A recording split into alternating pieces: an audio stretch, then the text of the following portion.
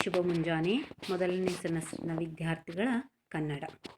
ದಲಿತ ಕಾವ್ಯದಲ್ಲಿ ಬರುವ ಕವಿ ದೇವನೂರು ಮಹಾದೇವ.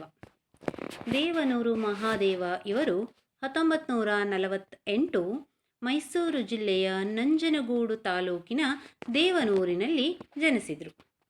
ಇವರ ತಂದೆ ಸಿ ನಂಜಯ್ಯ, ತಾಯಿ ನಂಜಮ್ಮ.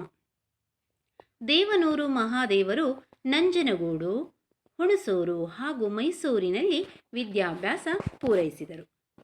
ಬಳಿಕ ಮೈಸೂರಿನ ಭಾರತೀಯ ಭಾಷಾ ಸಂಸ್ಥೆಯಲ್ಲಿ ಕೆಲ ಕಾಲ ಅಧ್ಯಾಪಕರಾಗಿ ಸೇವೆ ಸಲ್ಲಿಸಿ ಆ ಬಳಿಕ ವ್ಯವಸಾಯದಲ್ಲಿ ತೊಡಗಿ ಮೈಸೂರಿನಲ್ಲಿ ನೆಲೆಸಿದರು. ಮೈಸೂರಿನ ಕರ್ನಾಟಕ ಮುಕ್ತ ವಿಶ್ವವಿದ್ಯಾಲಯದ ಗೌರವ ಡಾಕ್ಟರೇಟ್ ಪದವಿಯನ್ನು ಪಡೆದರು. ಹಾಸನದಲ್ಲಿ ನಡೆಯಲಿರುವ ಕನ್ನಡ ಸಾಹಿತ್ಯ ಸಮ್ಮೇಳನದ ಅಧ್ಯಕ್ಷತೆಯನ್ನು ವಹಿಸಿದಂಥವರು ದೇವನೂರು ಮಹಾದೇವರು. ಇವರ ಒಡಲಾಳ ಕೃತಿಯನ್ನು ಕಲ್ಕತ್ತಾದ ಭಾರತೀಯ ಪರಿಷತ್ 1984ರ ಉತ್ತಮ ಸೃಜನಶೀಲ ಕೃತಿಯೆಂದು ಗೌರವಿಸಿತು. ಅಷ್ಟೇ ಅಲ್ಲದೆ 1991ರಲ್ಲಿ ಇವರ ಕುಸುಮಬಾಲೆ ಕೃತಿಗೆ ಕೇಂದ್ರ ಸಾಹಿತ್ಯ ಅಕಾಡೆಮಿ ಪ್ರಶಸ್ತಿಯನ್ನು ನೀಡಿ ಗೌರವಿಸಲಾಯಿತು.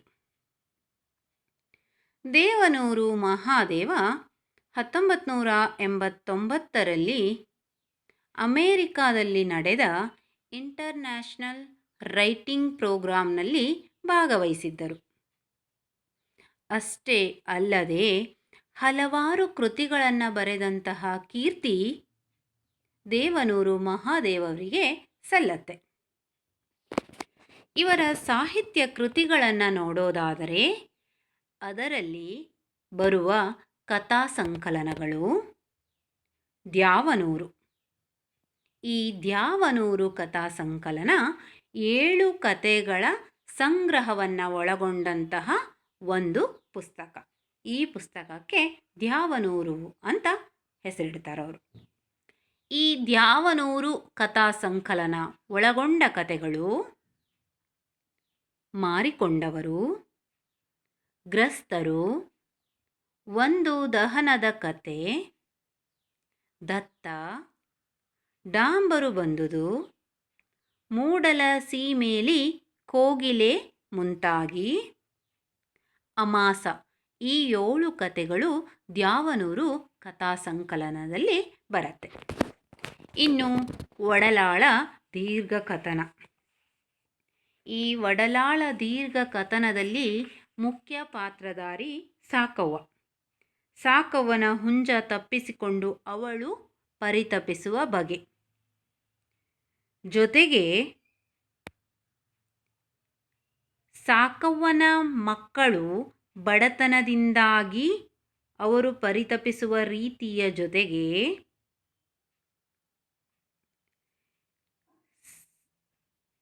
ಸಾಹುಕಾರ ಎತ್ತಪ್ಪನ ಭವ್ಯ ಮನೆ ಆಸ್ತಿಯ ಬಗ್ಗೆ ಅವರು ಮಾತನಾಡ್ತಾರೆ.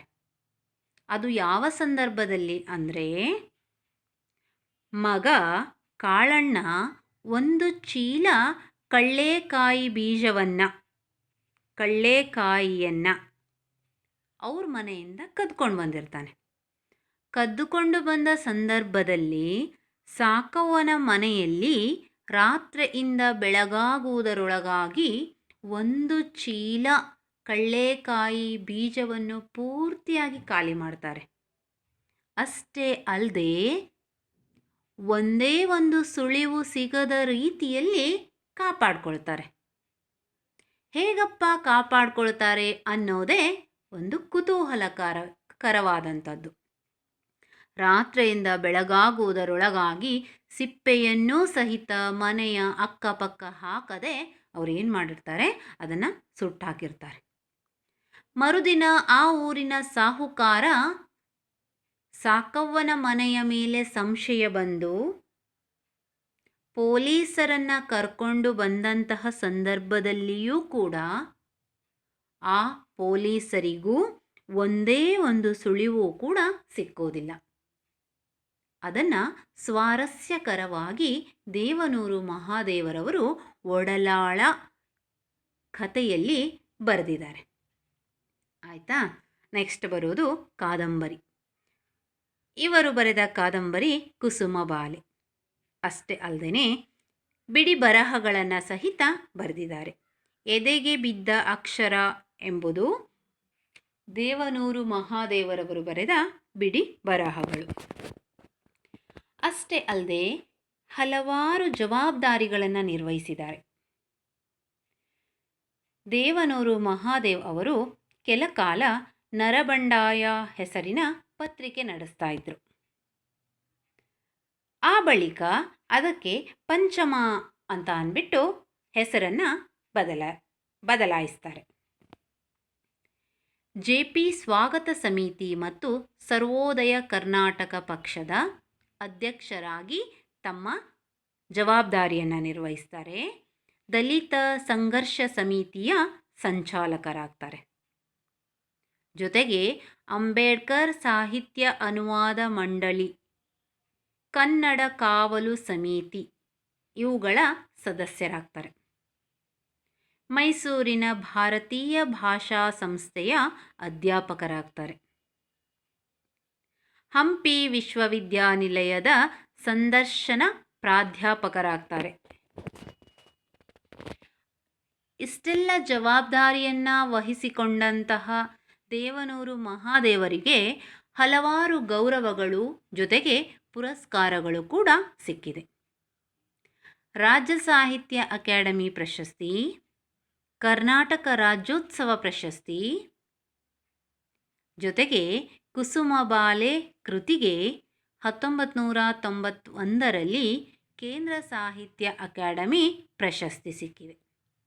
ಅಷ್ಟೇ ಅಲ್ಲದೆ 2013ರಲ್ಲಿ ಅಲ್ಲಮಪ್ರಭು ಪ್ರಶಸ್ತಿ ಜೊತೆಗೆ ಬೋಧಿ ವೃಕ್ಷ ಪ್ರಶಸ್ತಿ ಸಹಿತ ಸಿಕ್ಕಿದೆ. ದೇವನೂರು ಮಹಾದೇವರು ಬರೆದ ಬಿಡಿ ಅಕ್ಷರ, ಎದೆಗೆ ಬಿದ್ದ ಅಕ್ಷರ ಕೃತಿಗೆ VM ಇನಾಮದಾರ್ ಪ್ರಶಸ್ತಿ ಸಿಕ್ಕಿದರೆ, ಒಡಲಾಳ ಕೃತಿಗೆ ಕಲ್ಕತ್ತಾದ ಭಾರತೀಯ ಭಾಷಾ ಪರಿಷತ್ ಉತ್ತಮ ಸೃಜನಶೀಲ ಕೃತಿ ಎಂದು ಗೌರವಿಸಿದೆ. ಅಷ್ಟೇ ಅಲ್ಲದೆ 2011ರಲ್ಲಿ ಭಾರತ ಸರ್ಕಾರ ಇವರಿಗೆ ಪದ್ಮಶ್ರೀ ಪ್ರಶಸ್ತಿಯನ್ನು ಕೊಟ್ಟು ಗೌರವಿಸಿದರೆ, ಮೈಸೂರು ವಿಶ್ವವಿದ್ಯಾನಿಲಯ ಗೌರವ ಡಾಕ್ಟರೇಟ್ ಪದವಿಯನ್ನು ನೀಡಿದೆ. ಇದಲ್ಲದೆ ಅಮೆರಿಕಾದಲ್ಲಿ ನಡೆದ ಇಂಟರ್ನ್ಯಾಷನಲ್ ರೈಟಿಂಗ್ ಪ್ರೋಗ್ರಾಂದಲ್ಲಿ ಭಾಗವಹಿಸಿದ್ದರು. ಜೊತೆಗೆ ಕುವೆಂಪು ರಾಷ್ಟ್ರೀಯ ಪ್ರಶಸ್ತಿಯನ್ನು ಕೂಡ ತಮ್ಮ ಮುಡಿಗೇರಿಸಿಕೊಂಡಂತಹ ಕೀರ್ತಿ ಈ ದೇವನೂರು ಮಹಾದೇವರವರದು. ಇದು ದೇವನೂರು ಮಹಾದೇವರ ಒಂದು ಪರಿಚಯ. ಆಯಿತಾ? ನೀವು ನಾನು ಬರೆಸಿದ ಎಲ್ಲ ಕವಿಕೃತಿ ಪರಿಚಯಗಳ ನೋಟ್ಸನ್ನು ನೀವು ನಿಮ್ಮ ನೋಟ್ಸಿನಲ್ಲಿ ಬರೀಬೇಕು. ಕಾಲೇಜ್ ಪ್ರಾರಂಭ ಆದಮೇಲೆ ಈ ನೋಟ್ಸ್ಗಳನ್ನು ನೀವು ನನಗೆ ತಂದು ತೋರಿಸಬೇಕು. ಒಂದು ವೇಳೆ ಇದರಲ್ಲಿ ಏನಾದರೂ ನಿಮಗೆ ಡೌಟ್ ಇದ್ದರೆ ನೀವು ಕಾಲೇಜ್ಗೆ ಬಂದು ನಮ್ಮ ಹತ್ರ ಅದನ್ನು ಕೇಳಿಕೊಂಡು ಹೋಗಬಹುದು. ಆಯಿತಾ? ಧನ್ಯವಾದಗಳು.